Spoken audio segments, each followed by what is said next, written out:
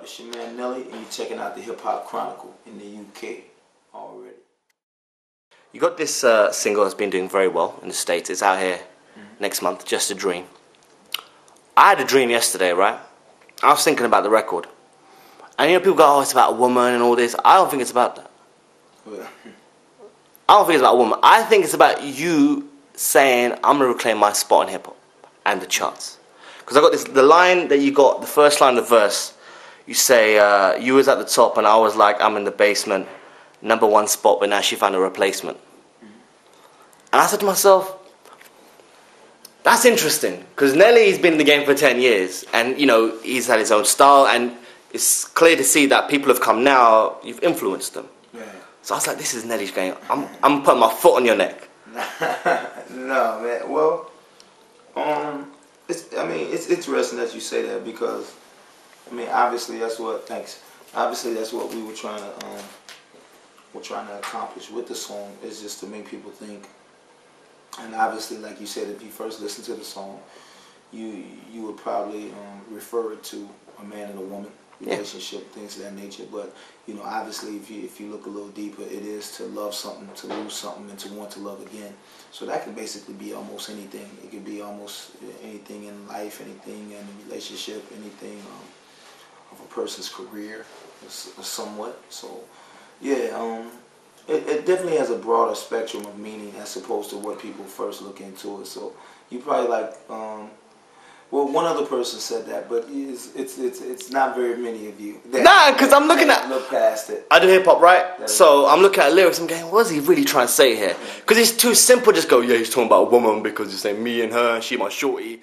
The album 5.0. I'm not really good with cars. I'm not really good with cars, but I know it has something to do with the Mustang and it's classical. What's so classic about this album? I think my approach was more of a classic Nelly approach, I would say. Okay. In the sense of when I first did records, Country Grammar in Nellyville, it really wasn't a big thing to him. I just went in and did the best records that I could do. Yeah. You see what I'm saying? And I kind of groomed my feeling around those records and started sculpturing the album around those records as I did them to put the whole album together. And then a little later on, sometimes, I mean, you know, you start getting into things that sometimes if things feel too easy, that you try to complex them, you think that it doesn't feel right because it's coming off too easy. You say, oh, okay, wait a minute, that's too easy. and maybe that's wrong of me, because, you know, sometimes when things come so natural, it feels easy, but that's not a bad thing. That just means that, you know, that's just what you do.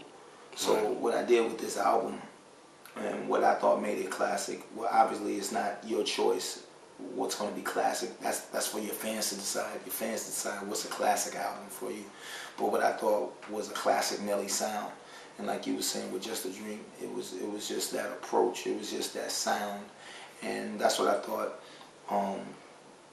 I would relate as well as the Mustang. It's a classic. It's a classic muscle car. It's a classic American muscle car, and it has that knowledge. It has that foundation and almost that legendary importance. And I felt like that this album should have that legendary importance of what Nelly was. You see what I'm saying? Yeah. So that's what I thought I would do. This album is a lot more melodic, though, I would say, but it's a great album. I feel that people really have a really high expectation of you. And it's okay because, you know, you're one of the leaders in hip-hop. Just the way it is because of what you've achieved in this game. But I feel that what they do is, when you have an album come out, they compare Nelly to Nelly, rather than comparing Nelly to what's out there. It's very hard to compare Nelly on 5.0 to Country Grammar because it's a different time, different space. And I think that people tend to do that a lot. I think they did it with Brass Knuckles a lot. You know, they go, oh, he didn't sell as much as Nellyville.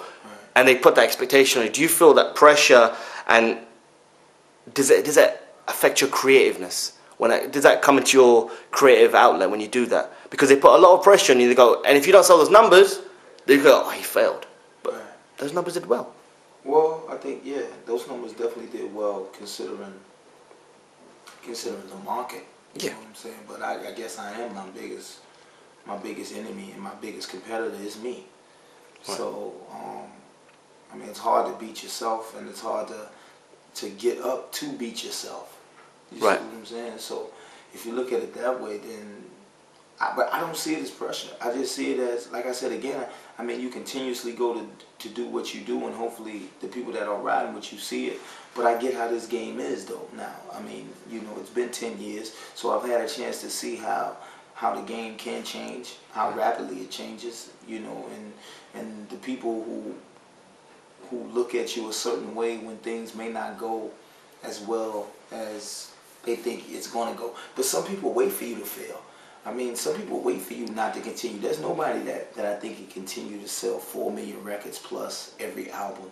Yeah. You know what I'm saying? Who the hell can do that? You know what I'm saying? Who the hell can keep selling 4 million records plus every time they drop? You know what I'm saying? And that was just a hard thing. But I think the most disappointing thing for me was that some people that one album, you know what I'm saying, kind of discredit everything that came before that album. Yeah, and like you said, it's almost like they were saying, let's wait for his fails and we just jump on him like vultures kind of thing. You know what I'm saying? And I guess when you have so much success and you do win so much, that, I mean, you know, everybody's rooting for you to lose at some point. You know what I'm saying? So, but it's cool though, because at the end of the day, it makes a better story at the end when things do turn around. You know, so yeah. Okay, let's play a little game here. Sure. Right? True or false? Nelly, true or false? You're a vegetarian. False. You're not a vegetarian? No. Damn, I was about to say you have something uncommon now. No, I don't eat red meat. Oh, you don't eat red meat? I used to be a vegetarian. Actually, I mean, Murphy, Lee, and Kiwan are vegans. Oh, wow. I used to be a vegetarian, but then I started back eating turkey and chicken because I did the movie The Longest Yard. Yeah. And I had to put bulk some weight up. on. Yeah, Right. You know what I'm saying? And it was a little hard doing that on tofu. Yeah. You can't do that. Trust me. Look, I'm a vegetarian myself. You see me, I'm not that big, but okay. You had dreams of being a professional baseball player, and you were once scouted, I believe, by the Pittsburgh Pirates and the Atlanta Braves. Yeah. True. True. Nelly, what happened, man? You could have been a pro baseball player. Yeah. Dumb mistakes. Don't worry about that. What happened? Nothing like that. Just life. You know what I'm saying? Just life. Just, you know, you can have a plan, but life can have a different plan for you. You know? So, going through things, I kind of picked the wrong thing to do. You know, and luckily I made it out. Okay. What was the first hip hop album you brought? The first hip hop album I ever bought? One of them was probably N.W.A. straight out of Compton, man. Okay. You know what I'm saying? I think me and the buddy chipped in on that. He chipped in on that tape. You got to keep it. Yeah. You know, well, he got to keep it a little bit, and I got to keep it, but neither one of us was supposed to have it. Ah. So, you know, it depends on whose parents was at home, who had it or whatever. So.